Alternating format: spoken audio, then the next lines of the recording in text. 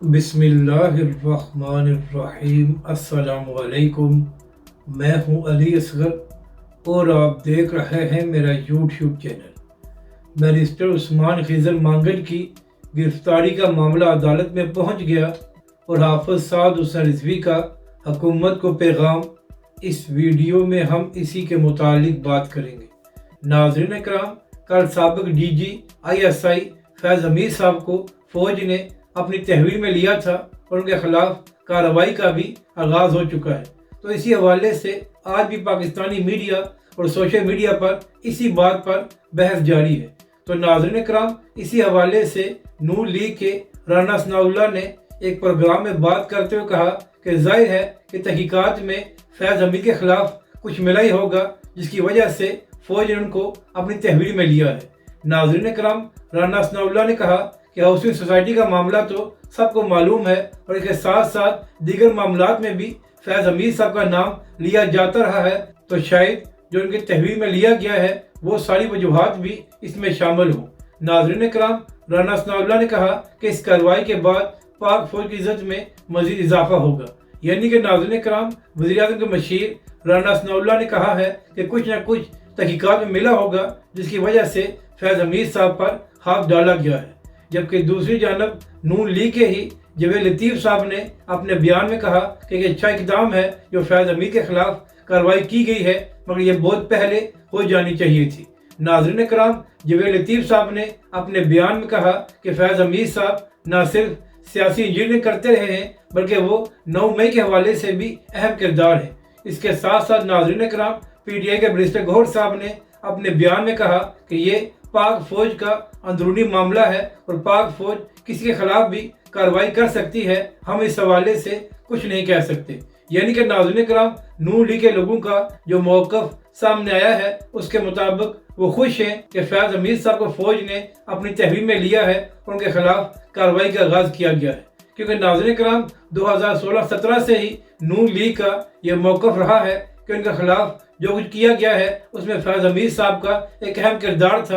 اور وہ عمران خان صاحب کے قریبی لوگوں میں شامل ہوتے ہیں۔ اسی طرح ناظرین کرام، سینئر صحافی اور اینکر پرسن حامد میر صاحب نے جیو نیوز کے پروگرام میں بات کرتے ہوئے کہا کہ فیض حمید کی گرفتاری کا سب سے زیادہ فائدہ پی ٹی آئی کو ہوگا۔ ناظرین کرام، حامد میر صاحب نے کہا کہ فیض حمید صاحب اب بھی پی ٹی آئی کو اپنی مرضی سے چلانے کی کوشش کر رہے تھے اور ایسی بھی خبریں سامنے آئی ہیں کہ فیض حمید صاحب کا اب بھی پی ٹی آئی کے کچھ رہنماؤں کے ساتھ رابطہ تھا اور ان کو ڈکٹیشن دینے کی کوشش کر رہے تھے۔ یعنی کہ ناظرین کرام، حامد میر صاحب نے کہا کہ فیض حمید کی گرفتاری کا فائدہ پی ٹی آئی کو ہوگا۔ اس کے ساتھ ساتھ ناظرین کرام، حامد میر صاحب نے یہ بھی کہا کہ فیض حمید صاحب کا 9 مئی کے حوالے سے بھی اہم کردار ہے۔ تو ناظرین کرام، نہ صرف نون لیگ کے جوید لطیف بلکہ سینئر صحافی حامد میر صاحب نے بھی یہی بات کی ہے کہ 9 مئی کے حوالے سے فیض حمید صاحب کا اہم کردار ہو سکتا ہے۔ اور پھر ناظرین کرام،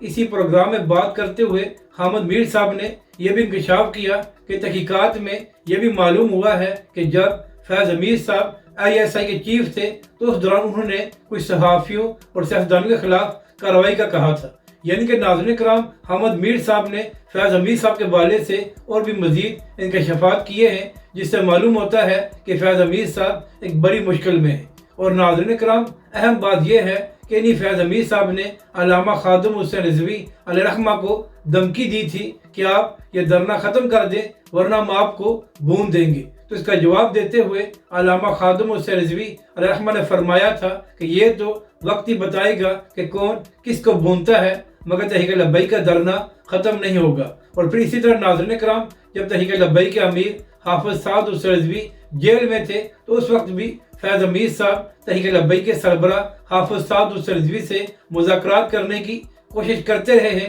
اور تحریک لبیک پاکستان سے یہ بھی کہتے رہے کہ مبینہ طور پر تحریک لبیک پاکستان اپنے موقف سے پیچھے ہٹ جائے، جس کے بعد تحریک لبیک کے امیر حافظ سعد حسین رضوی نے یہ جواب دیا تھا کہ چاہے کچھ بھی ہو جائے تحریک لبیک پاکستان اپنے موقف سے پیچھے نہیں ہٹے گی۔ اور پھر ناظرین کرام، فیض حمید صاحب نے تحریک لبیک کے سربراہ حافظ سعد حسین رضوی سے یہ بھی کہا تھا کہ عمران خان ہماری ضد ہے، تو تحریک لبیک کے امیر نے یہ جواب دیا تھا کہ فیض حمید صاحب یہی عمران خان آپ کے گلے پڑے گا۔ اب بات کرتے ہیں جو تحریک لبیک کے خلاف کریک ڈاؤن جاری ہے۔ تو ناظرین کرام، جب سے تحریک لبیک کے امیر حافظ سعد السیزوی نے یہ اعلان کیا ہے کہ 14 اگست کو تحریک لبیک پاکستان تحفظ ختم نبوت مارچ کرے گی، تو اس کے بعد پنجاب میں تحریک لبیک کے خلاف کریک ڈاؤن جاری ہے۔ اسی حوالے سے ناظرین کرام، کل رات بھی یہ خبریں سامنے آئی ہیں کہ لالا موسیٰ اور گجرات میں تحریک لبیک کے کارکنوں کے گھروں پر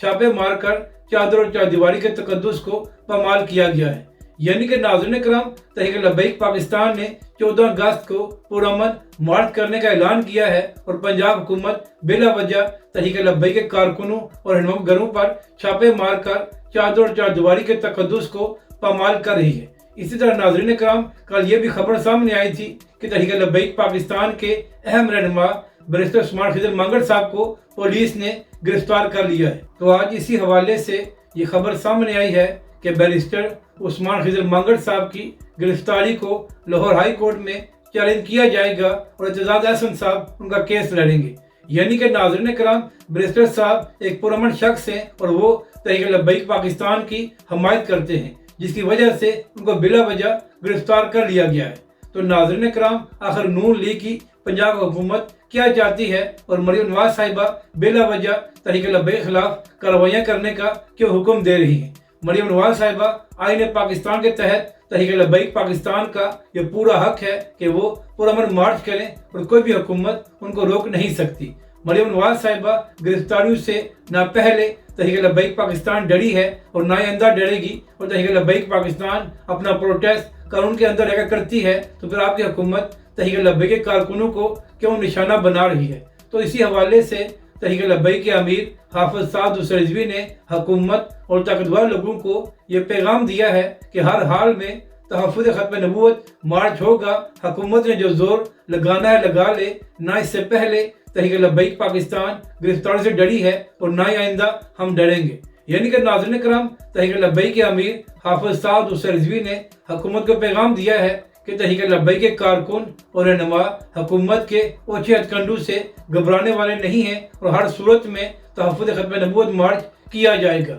یعنی کہ ناظرین کرام، متنازع فیصلہ سپریم کورٹ سے آیا ہے جس کے خلاف تحریک لبیک پاکستان پرامن مارچ کر رہی ہے اور حکومت اس متنازع فیصلے پر تو خاموش ہے، مگر تحریک لبیک پاکستان کو نشانہ بنایا جا رہا ہے۔ ناظرین کرام، اہم بات یہ ہے کہ صرف تحریک لبیک پاکستان یا حافظ سعد السیزوی نے اس فیصلے کو مسترد نہیں کیا، بلکہ پاکستان کے تمام مفتیان کرام اور علماء کرام نے اس فیصلے کو مسترد کیا ہے اور سپریم کورٹ سے یہ مطالبہ کیا گیا ہے کہ اس فیصلے کو واپس لیا جائے، ورنہ پاکستان میں فتنہ پھیل سکتا ہے۔ تو ناظرین کرام، یہاں پر حکومت کا تو یہ کام ہونا چاہیے کہ تحریک لبیک پاکستان اور اس کے کارکنوں کو نشانہ بنانے کے بجائے سپریم کورٹ سے یہ مطالبہ کرے کہ اس متنازع فیصلے کو ختم کریں، تاکہ یہ سارا معاملہ خود بخود ہی ختم ہو جائے۔ ناظرین کرام، جب 50 سال پہلے منکرین ختم نبوت کے حوالے سے آئین پاکستان نے فیصلہ دے دیا تھا، تو پھر آخر ایک متنازع فیصلہ دے کر